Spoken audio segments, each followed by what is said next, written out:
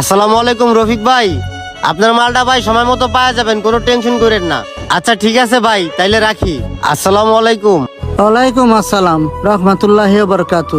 মুন্না, কি অবস্থা? ভালো আছিস? হ্যাঁ ভাই, আমি ভালো আছি, আপনি ভালো আছেন? মুন্না, ভালো আছি। তোমার ব্যবসা কেমন চলতেছে? জি আলহামদুলিল্লাহ, ব্যবসা অনেক ভালো চলতেছে।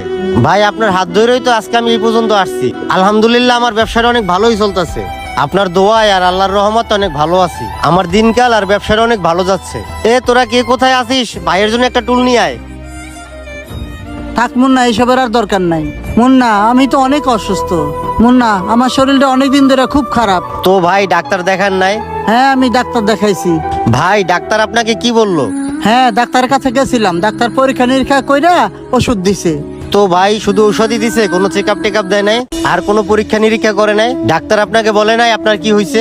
বেশ কয়েকদিন ধরে বুকের ব্যথাটা বাইরে গেছে। ডাক্তারের চিকিৎসা চলতেছে। এভাবে আর ওষুধ খাইয়া কতদিন বেঁচে থাকা যায়? ভাই এইভাবে